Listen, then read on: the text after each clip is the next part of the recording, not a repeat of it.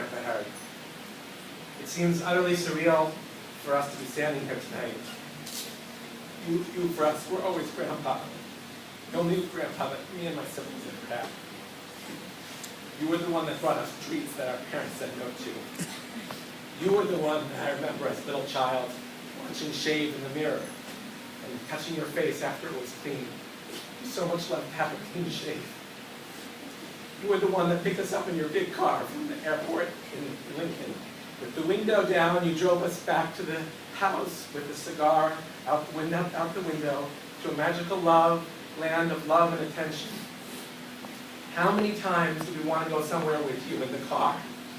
Those were such magical times. How many times did you suggest that we go out for an ice cream when everyone knew that you wanted one more than everyone else? How many times did you sit down and invite us to watch the news with you?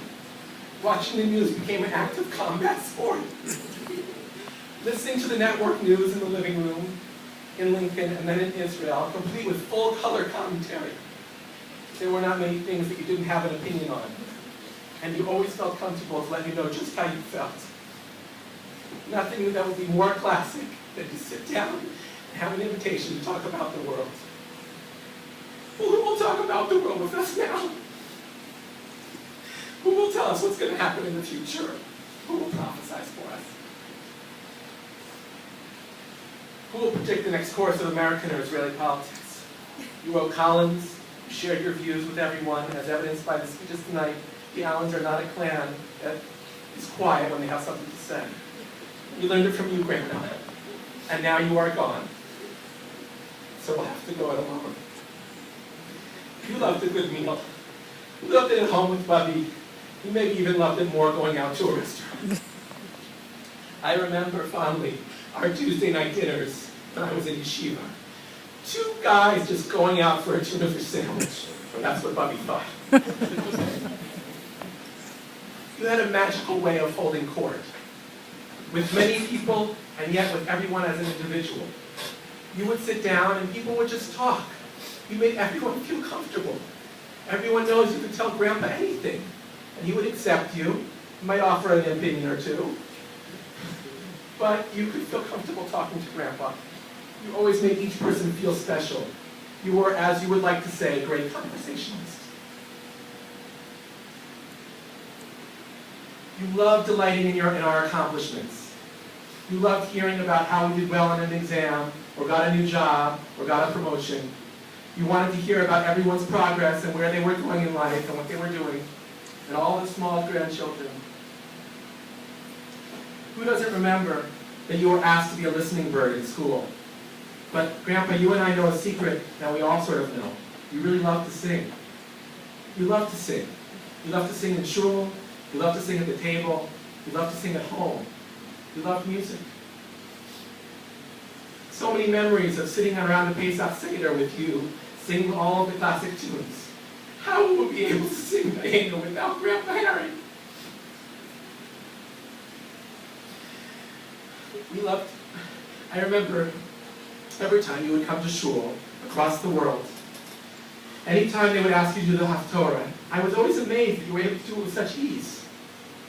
In a few weeks we'll read Parshat Shoftim, which was your bar mitzvah parsha.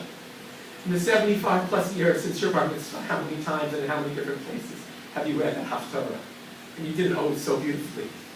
The Navi Yeshayahu says that after many people come to comfort the mourners of Zion, Ribono Shel Olam himself has to come. He says, Anochi, Anochi, Umnam Chem Chem. I alone can comfort you. And that's, of course, the only person that can comfort us today in such a difficult time. But the three most important things that I learned from you, Grandpa, was one, how much you loved your wife. I know it's remarked that it was amazing what this tense bond of love there was between Bubby and Grandpa. A simple kiss after lighting candles on Friday night. There was that bond that you knew was that would never be broken. You taught us all about Shalom Bayis, Grandpa. We never forget that. You loved the land of Israel. You loved it so passionately that you hung up the telegram announcing the state of Israel about the declaration up on your wall. You used to always hear about the news from Israel. What a testament it is that so many of your grandchildren have come to live here in the state of Israel. Hundreds of years from now, there will be clans of Allens and Kluskas and all kinds of other people that will be here in the state of Israel, secondary to you and Bubby's pioneering work and bringing our families to the state of Israel. No one will ever forget who decided to make Aliyah. It was you and Bubby. You brought the rest of us. But most importantly of all of those things was your family. You loved family unity. You loved everyone being together. You told people not to fight. My father told me that he'd never seen you cry except at your father's home fire. I don't agree with that, because I know that there was this subtle cry that used to come in your eye that you could almost discern when there was not peace between two people in the family. You cried often, but you just cried silently. A few years ago, I was having a hard time with my father, and you invited me to come out for lunch. And you sat me down over a tuna fish sandwich, and you said to me, Aaron, I want you to make up with your father. That was just who you were.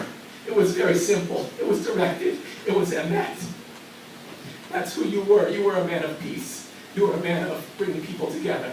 And now it would be so much more difficult to bring people together without you. Over the last few years, I had the privilege of taking care of you as a physician. And I've taken care of you here with all the other team, and Sarah and Haggai and Miriam.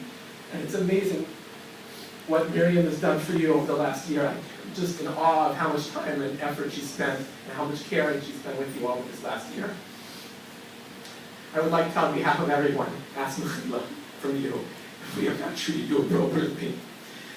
If we didn't, as Sarah said, call you enough, or send you enough letters, or be there for you, or listen to your stories, or eat your pizza with anchovies. We loved you very much, and we will never ever forget you.